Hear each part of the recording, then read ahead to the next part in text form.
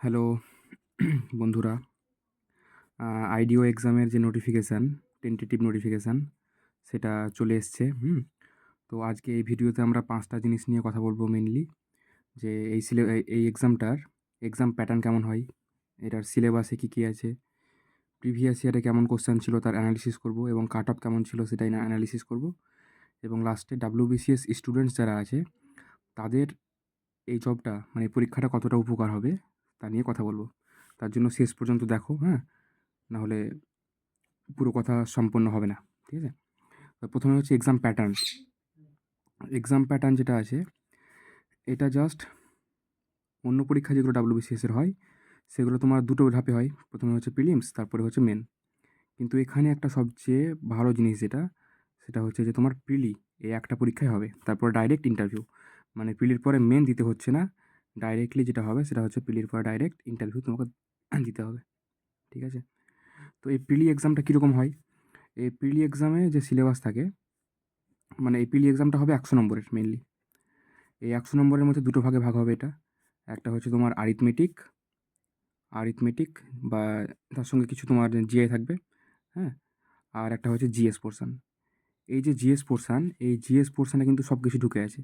যেমন ধরো হিস্ট্রি, তারপরে তোমার সায়েন্স, জিওগ্রাফি, তারপরে current affairs, static GK, computer, হ্যাঁ?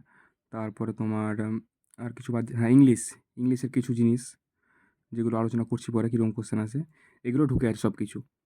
আর অ্যারিথমেটিক জিআই এর মধ্যে একদম সিম্পল সিলেবাস, হ্যাঁ? যে সিলেবাস আমরা WBCS এর জন্য পরীক্ষা দিই সেগুলোই আসবে।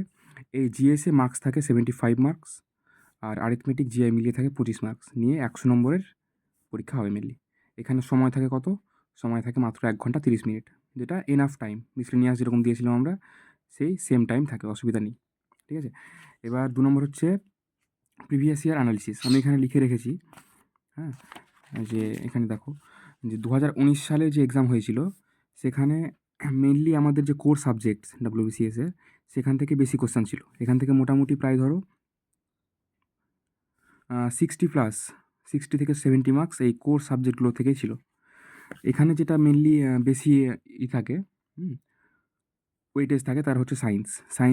সায়েন্সে 2019 সালে 30 খানা কোশ্চেন ছিল, যেটা একটা হিউজ ব্যাপার। এই সায়েন্সের মধ্যে কিন্তু ফিজিক্স, কেমিস্ট্রি, বায়োলজি সব কিছুই ঢুকে আছে। হিস্ট্রি, এনসিয়েন্ট, মিডাইভাল এবং আইএনএম, এই 3টে মিলিয়ে 10 নম্বর ছিল, মানে 10টা কোশ্চেন ছিল আর কি। জিওগ্রাফি থেকে 9টা কোশ্চেন ছিল। স্ট্যাটিক জিকে এবং কারেন্ট অ্যাফেয়ার্স, এই কারেন্ট অ্যাফেয়ার্স মাত্র 2-3 খানা ছিল, আর স্ট্যাটিক জিকে মেনলি 10টা ছিল হয়তো। এই দুটো মিলিয়ে 12 খানা কোশ্চেন ছিল। এবং ইংলিশটা হয়তো অনেকে পড়ে না, সিলেবাসে উল্লেখ থাকে না, কিন্তু ইংলিশ থেকে কোশ্চেন থাকে। যেমন ধরো ফিল ইন দ্য ব্ল্যাঙ্কস, হ্যাঁ? ফিল ইন দ্য ব্ল্যাঙ্কস ছিল তো 3 খানা। তারপরে সিনোনিম, অ্যান্টোনিম এইগুলো নিয়ে 2 খানা কোশ্চেন ছিল, নিয়ে 5 খানা কোশ্চেন ছিল। এই ফিল ইন দ্য ব্ল্যাঙ্কসের মধ্যে তোমার ইডিয়মস আসতে পারে, হ্যাঁ? তারপরে তোমার অনার সাবস্টিটিউশন আসতে পারে, প্রিপোজিশন আসতে পারে। তাহলে এগুলো পড়তে হবে। তাহলে ইংলিশটা কিন্তু বাদ দেওয়া যাবে না। ইংলিশটা যে সিলেবাস আমরা WBCS এর পড়েছি সেটাও কিন্তু দেখে যেতে হবে একবার। আর সায়েন্স, হিস্ট্রি, জিওগ্রাফি এগুলো তো সবাই পড়ে, এটা কমন জিনিস। এবারে চলে আসি এখানে যে কাট অফ। আগের বার 2019 সালে যে কাট অফ, সেটা কিন্তু একটু হাই ছিল।